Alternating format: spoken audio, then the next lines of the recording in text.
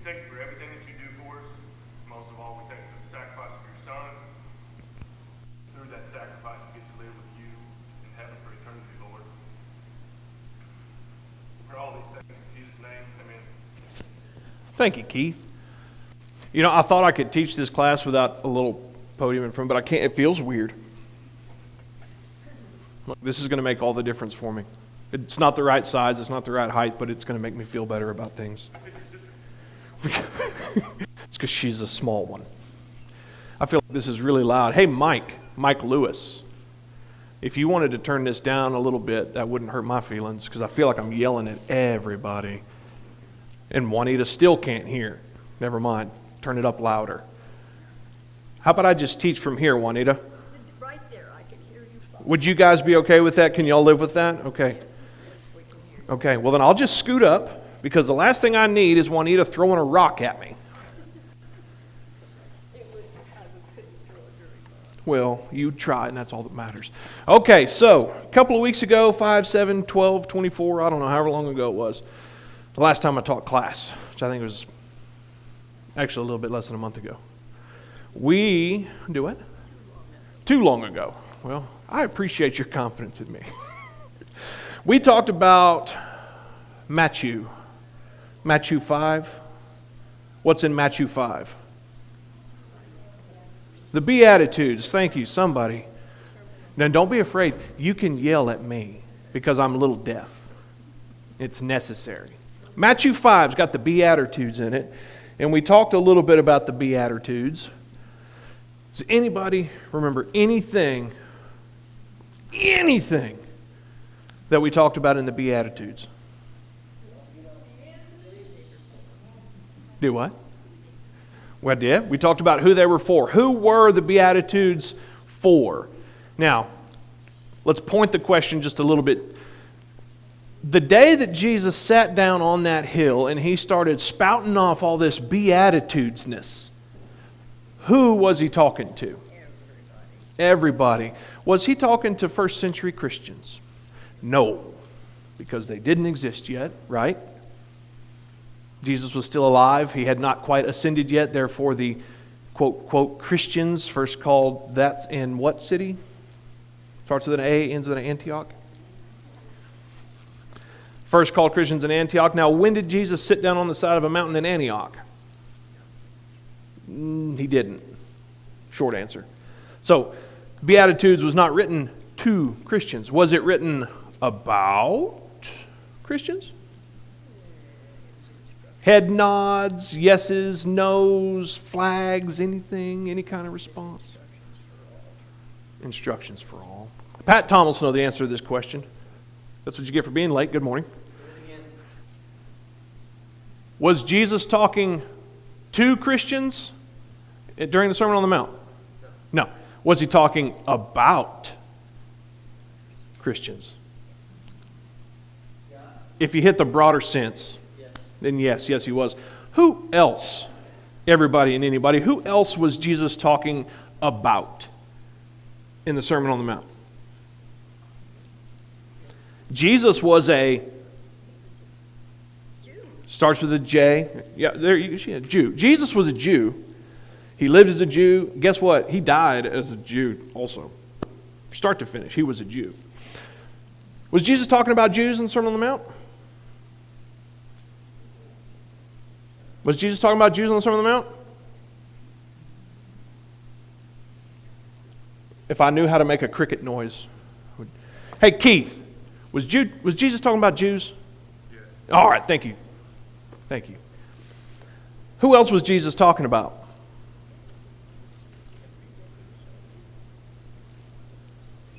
Well, you know the answer. Yell it.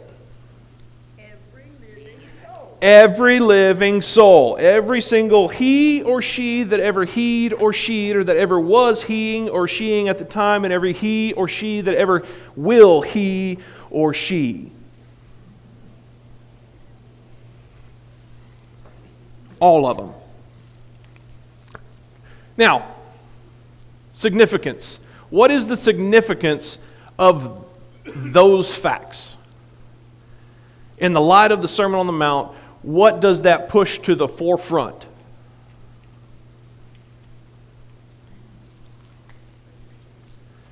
The entirety of the human experience is wired in a specific way. Yes? No? Yes. What specific way is the entirety of the human experience wired? What did God put in us from the very beginning of creation that forces us to look for Him? Well, innate intelligence. We're slightly smarter than monkeys, so the word intelligence kind of scares me. Or at least I'm slightly smarter than a monkey. Free will to do or not do as we are commanded by mom and dad, the government, the police, the Lord. So He's presenting us in the Sermon on the Mount here, He's presenting us with some choices. All right, He's not saying, all right, now I want you to choose between this or this, and I want you to choose between this or that. And when He sat down, He wasn't saying, all right, now I need you to choose to be a Jew, or I need you to choose to be a Gentile, because those were things that you just kind of were at the time. You know, they had Jewish proselytism. You could become a Jew over time. But what Jesus is talking about, and this is kind of it's hard for me to get over to my opinion box because I'm kind of in the middle here, but imagine me standing all the way against the wall. All right, that's where I stand when I give my opinion, and that's opinion, Chad's opinion. All right, He's laying out the foundation for every single one of you people who has ever walked the earth is looking for God. You may not know that you're looking for God, and you may not agree that you're looking for God. However, you are. Because in every one of us, there's a void. And that void absolutely must be filled in order for us to be fulfilled. But yet there is only one way. I got to do it. I'm sorry. There is only one way for us to be fulfilled as human beings. And that is through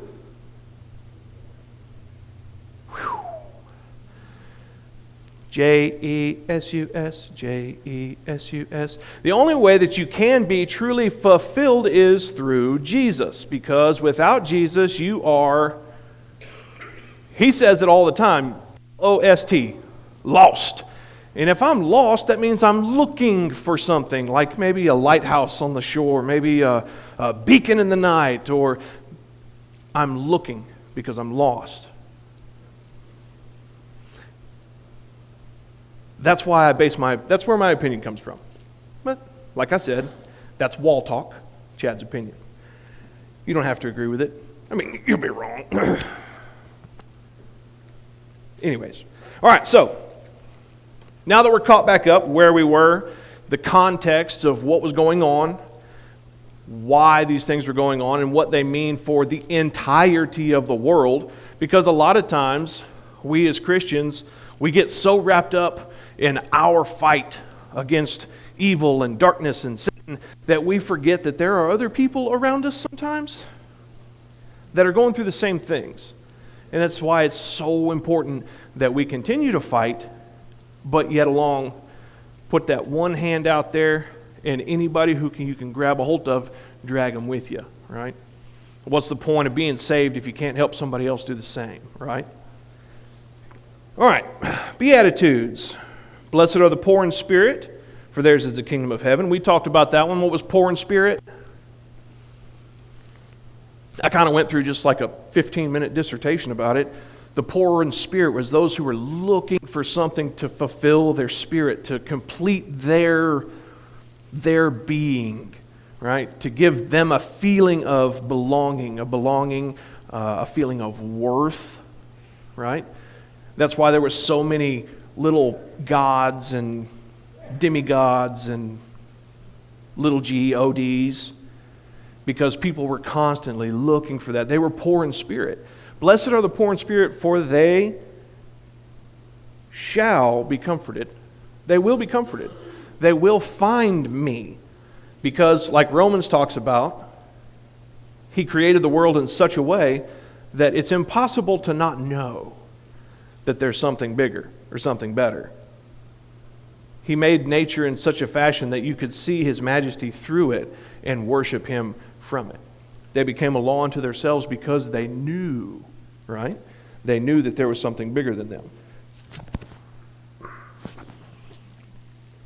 Blessed are those who mourn, for they shall be comforted. We talked about 2 Corinthians, the God of all comfort. Let's see, what's the next one? Blessed are the meek, for they shall inherit the earth. Does anybody, all right, this is a complete sidebar here. Does anybody else highlight stuff in their Bible? Don't use red. It makes it almost impossible to read. It's a good thing you might just know them. Blessed are the meek, for they shall inherit the earth. We talked about meekness in, I believe it was Sarah, but man, I don't see her. She's not here this morning. That's unfortunate. Sarah gave a really good definition of the word meekness. You know, because we all know that meekness is power under control, right? We've heard that definition 453 billion times per square inch of our lives. Right? But does anybody remember what she talked about with meekness? Controlled strength. Yeah, that's the definition that we hear most commonly. And it's super popular because it is accurate. It's not inaccurate in any way, shape, or form. But what Sarah was talking about is that meekness is not so much just having power under control, but understanding when to express that power and when to reel it back in. Because power under control is a good definition, but using power under control is better. Because what is the point of having the power of salvation, the power of knowledge, the power of understanding, the power of compassion, the power of intelligence, the power, without using it? Controlling it, yes.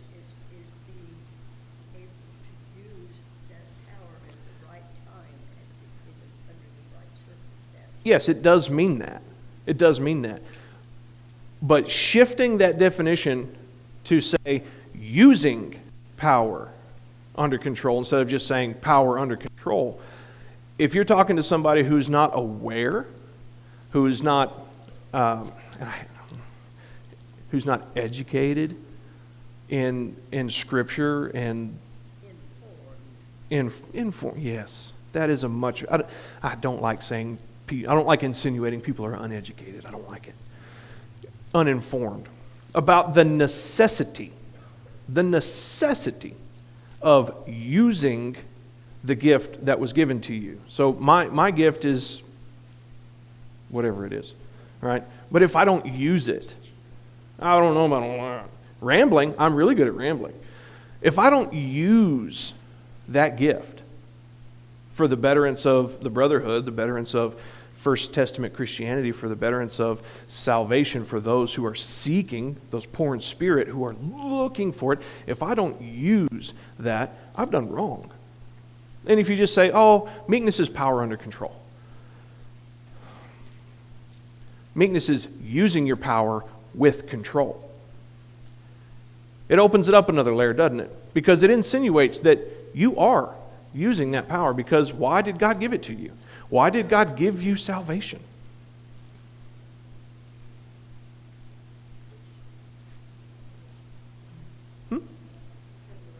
That He does, because His grace is infinite, unlimited.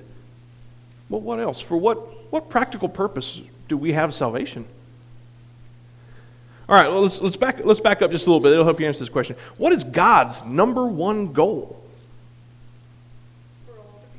For all to be saved. And so we should be sharing. Nope, not should. We Must. be sharing.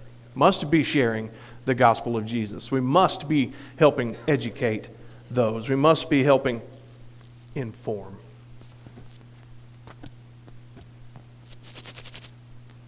We must be doing those things, because what does James tell you? In the same context, if I'm not using my gift, Mike, what is in the context of James? What happens? Faith without works is dead. What good is my salvation if I don't use it to help others become saved? Can I save them? No. Can I help them find the path? Had I better be helping them find the path? Yes. Because if I'm not doing that, I'm not being meek, am I? If I'm not doing that, I'm not being meek, I'm being weak. Refusing to use my gift for the betterment of the brotherhood is a weakness.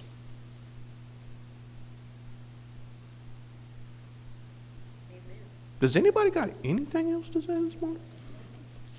I feel like I'm lecturing and I don't like it. Okay, we got a little handle on meekness. Let's move on. Blessed are those who hunger and thirst for righteousness, for they shall be satisfied. We don't even need to talk about that. That's self-explanatory, right? I mean, it is. But what is it to hunger and thirst for it? You know, we've talked about peacemakers. Well, actually, we haven't talked about peacemakers yet. We've talked about the poor in spirit. We've talked about those who mourn. We've talked about those who are meek. And now we're talking about those who hunger and thirst for righteousness. In the context of what we've talked about with those other Beatitudes, what does it truly mean to hunger and thirst for righteousness? Does it mean for them to just sit around going, oh man, I wish I could be righteous. I wish I understood. I wish I just really want it. I'm waiting. Hungering and thirsting means putting those things in practice that Jesus had just talked about and going out and seeking it out. Knock and you shall find. Ask and it shall be given to you. Of course, it's not some sort of magic zap. Don't get me wrong. It's not going to just magically zap you with whatever it is that you're asking for. God is not a magic 8-ball. Hungering and thirsting for it. You ever seen somebody who was starving that just sat there and went, sure am hungry. Wish somebody would feed me. Or did they get up off their duff and go find something? A rock, turn over a rock, find an ant. Pick a bush, eat bark off a tree. If you're starving, you're gonna do something about it. So if you're starving for righteousness, you're gonna do something about it. And who had better be out there handing out cups of Jesus? Thank you. You and you and you. Not you. No, yes, you too. Every single stinking one of us had better be standing out there trying to feed every single mother, son, and daughter who is hungering and thirsting and seeking after and trying to find something righteous to eat, especially now. Of course, now every generation has said, oh, this is the worst generation and things have never been this bad, which has been true. It just keeps somehow steadily declining. But in this generation, in the parading and celebration of just pure depravity, my goodness, we need to get out there. Because there are people who are trying to rip through that garbage to find something righteous. There are. Seems like there's not a lot of them, but they're out there.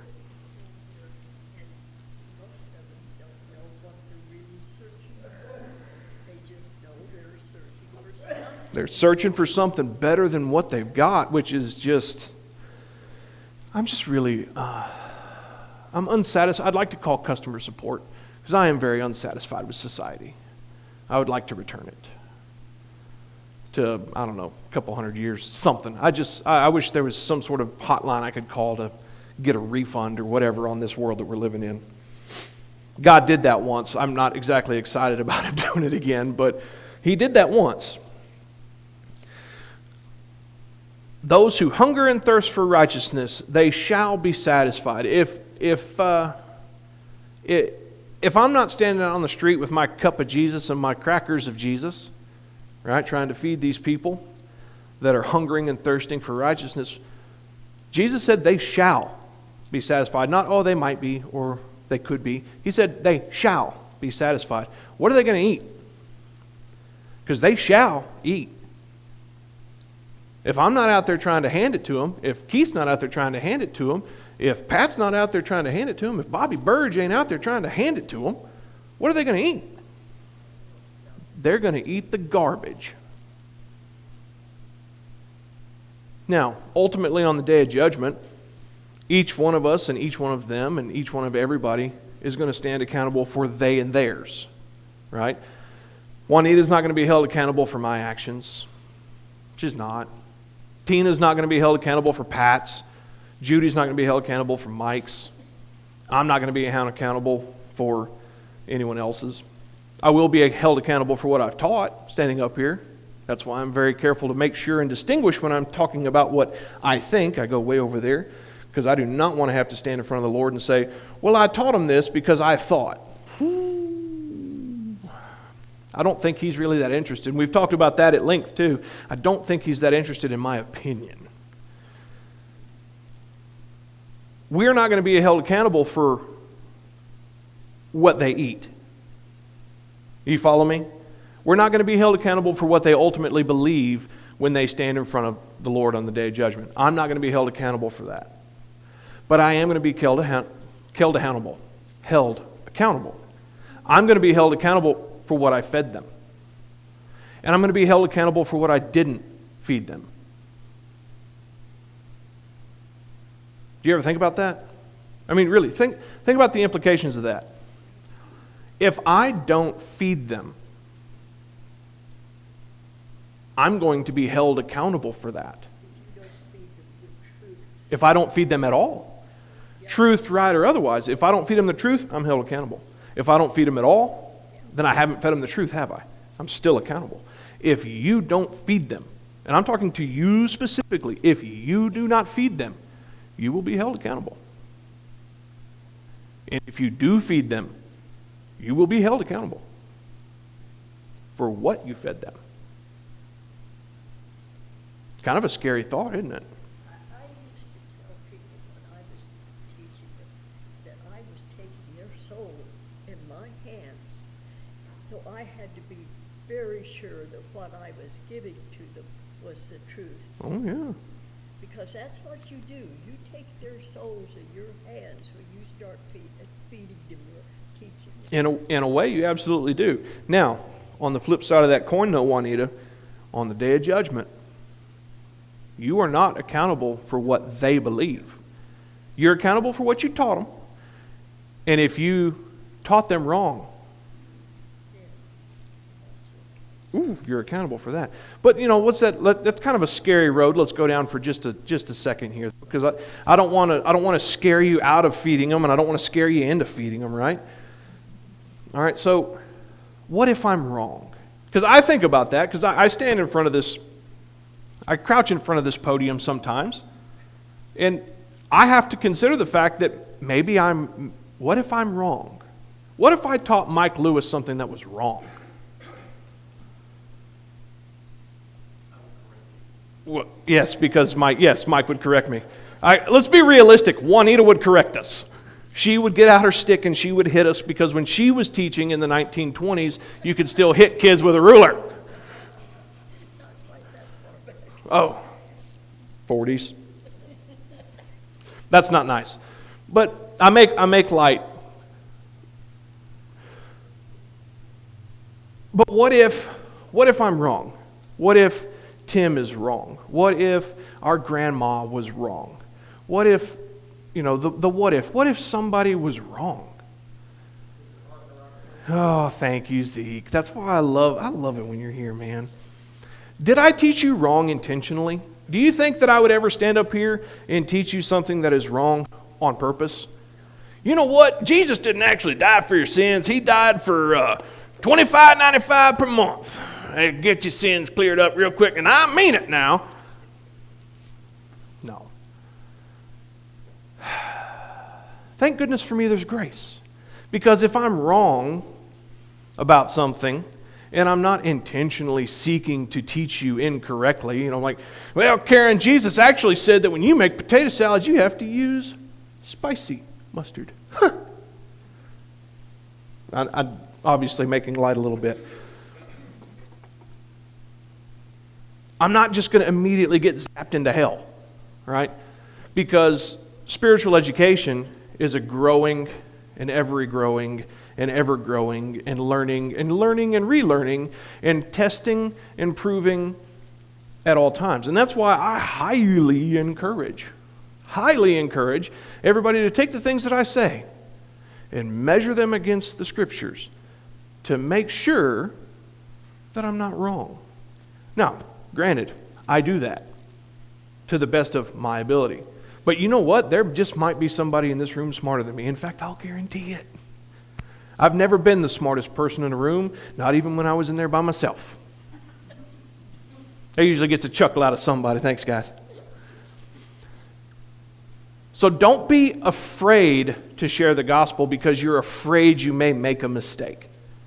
Because I can assure you, those who are seeking out, who are hungering and thirsting and looking for the gospel message to fill that void, to enrich their spirit, they're going to take what you said and go, that's right. If they're not looking for it, they're going to go, meh, whatever. And they're going to move on to the next thing. And while you still have taught them wrong, you have not endangered yourself because you didn't do it on purpose. Now, what if I were to set up here and preach to you and teach you something that I knew was wrong and I just did it anyways? Like, I'm going to stand right here, I'm going to tell you right now. The Lord said that if you ever, and I mean ever, committed any kind of sin after you were baptized, I mean, if you stubbed your toe and said a dirty word after you were baptized, you are going to hell. There is no salvation for you. There is no reparation for you. You cannot amend that soul. You will go to hell. Don't you ever sin ever again. There is no help for you.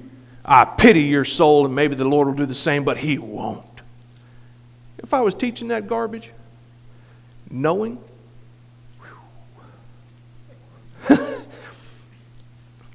I don't like that. Just thinking about it, I don't like that feeling. You probably say 2 if you want. No. If you're teaching someone, never be ashamed to say, I don't know. Oh, please say I don't know. Say I don't know before you make something up. I mean, that opens a door for another lesson. If I had a nickel for every time I had to say I don't know right now, but don't just say I don't know. Say I don't know right now. And then go find out. Go find out. But if I had a nickel for every time I said I don't know, I wouldn't be working for a living, I can tell you that. I don't know a lot of things. All right, so hungering and thirsting. Those who are looking for the gospel, they will be filled. What are we going to fill them with? All right? Blessed are the merciful, for they shall receive mercy. I'm going to skip over that one because I'm not the most merciful person. We're just going to keep going. Well, I guess better explain it. Actively compassionate is a great way to do it. The merciful. You know, there was a time, I feel like I remember, maybe it was in a child's story or something like that, wink, wink, where a guy came up to another guy and was like, hey, if my brother sins against me 7 times, do I have to forgive him? And the guy was like, oh, yeah, you should. And, you know, even if it was 70 times 7, you know, it was Jesus, obviously paraphrasing. It was Jesus. And what was the significance what was Jesus saying to that guy, you know, the 70 times 7 answer? Infinitely perfect. You know, it's not just, what's 7 times 7? What is, however much 7 times 70 is, I can't do that math in my head. It's not just that specific number, right? 70 times 7 is infinitely perfect. So therefore, infinitely number of times. Forgive, forgive, forgive. In fact, I also remember somebody saying something along the lines of, forgive, or else my Father will not forgive you. Mercy. That person may or may not have done something really mean to you. Like, walking up to Keith and saying, "You look ugly this morning." That's mean, and it's wrong, because he doesn't. But Keith would forgive me for that. I might walk up to Keith and punch him in the face. I won't, because he'd trounce me in front of everybody. But he would forgive me for that too. Maybe it's a little thing, maybe it's a big thing, but it doesn't matter, because if it's a thing that needs forgiveness, that requires the mercy of you to forgive another, you are going to do it. Right? Right? I need more than two people to answer. Right? Right, Brad Webb? Right. Okay. I didn't know if maybe the speaker over there, like maybe y'all just couldn't hear me or something. What you got, Mother? If you don't forgive, it hurts you more than the person makes you. I'll guarantee it, because that person who did wrong to you probably doesn't even remember that they did wrong to you 10 years from now. But if you sit there and you live in it and stew in it and think about it, you're stuck with it. I don't want to be stuck with it. I don't know about you guys. I don't want to be stuck with any kind of thing like that. I just as soon forgive them and move on. Merciful. Actively expressing mercy. Maybe it's not just forgiveness that is an act of mercy. Maybe it's a gentle reminder, right? We could spend hours talking about things that fall into the category of mercy. We just talked about hungering and thirsting for righteousness, and how that was people who were actively seeking out something more than what they are now, and that they will be filled, and that it's our job to go out there and hand it to them, right? And by hand it to them, I mean teach them. I don't mean like, there's not a cup of salvation. You can just be like, here you go. That's not the way it works, right? What if somebody gets to them before we do? And teaches them something, and they're all for it, and they're all the way in it. They go all the way down the rabbit hole of Mulhollan, and that's a mixture of Muslim and Hindu and everything combined, with the great Shiva and the pillow monster with the cookie grabber spaghetti monster thing. What if somebody gets to him before we do? Have some mercy, because they were taught something that was weird, or that was rude. They were taught something that was untrue.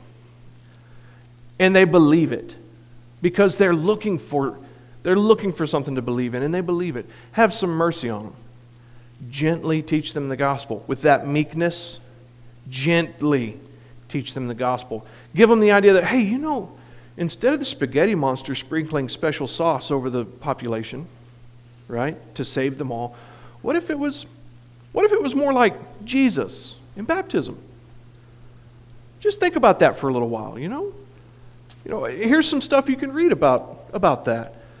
Maybe instead of Shiva bringing the rains, maybe God created the earth and the weather instead of I used to know that there was an Incan tribe that believed in a turtle that carried the world on it, and I used to know the name of the turtle, but I've forgotten. Anyways, instead of the turtle carrying the world, maybe it was God. Gently, mercifully, understand that they believe something that's way off from what you believe. If you're brave enough, which I kind of am not, talk to your Muslim friend about the Quran and the Bible. Gently. Very, very gently. You're right. Ask questions. Let them teach you so that you can teach them. Merciful. What's another way of expressing mercy? My goodness, if somebody's hungry, feed them. If somebody can't pay their bills and you can help them. If they need you to watch their kids so that they can go to a Bible study, watch them. Literally anything that you can do for someone to help them down the path going to the Lord through the gospel for salvation and eternal life is a mercy. Because without that mercy, are they going to go to heaven? They going to go to heaven, Susie, without salvation? No. It is Susie. I haven't seen you in a great many years, and I was afraid I had misnamed you. Anything that you do is a mercy. Anything that you can do to help is a mercy. Whether it's forgiving a wrong, whether it's teaching them with gentleness, whether it's teaching them with maybe a little hammer action. I'm good. That's the part that I'm good at. I'm good at telling you, no, that's wrong, and here's why. I'm good at that. I'm not so good at here, let me help you better understand the nuances. I'm a hammer, not a scalpel. Yeah? Not everybody responds well to the hammer, but not everybody responds well to the scalpel either. Sometimes you just got to beat some of the stuff out of folks. I had to have it beat out of me. Thank God my dad, did you ever, when he was younger, he had those forearms? Those came from this right here. He's not even here to defend himself. Poor guy's at home with kidney stones again. Oh yeah, pray for him, please, because it's a big one this time. 6 millimeters. I'm telling you, they ought to just take them kidneys out, vacuum them out with a Hoover, and stuff them back in. That's got to be better than what's going on. Anyways, sorry, Pop, if you're watching. I didn't mean to out you.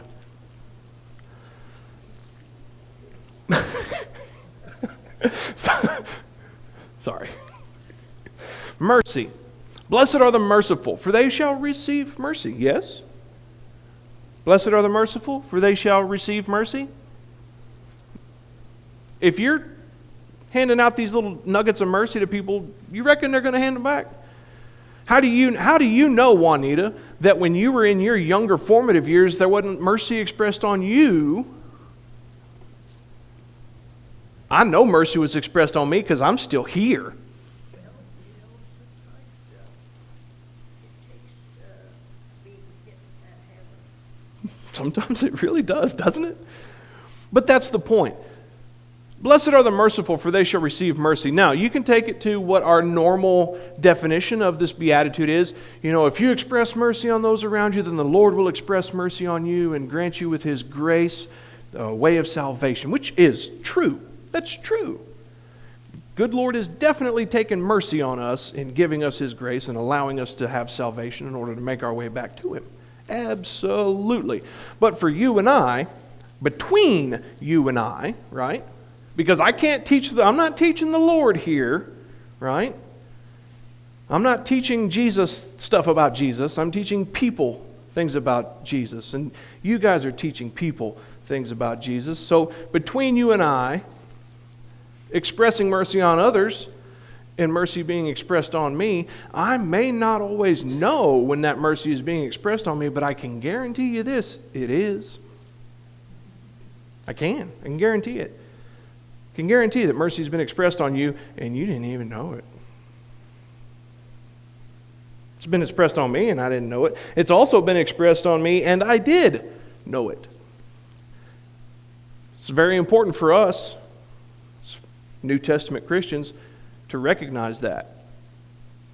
Because what better way to prove up a beatitude with someone than to be able to give them an example of a time that you were merciful to somebody and then something happened and somebody was merciful to you.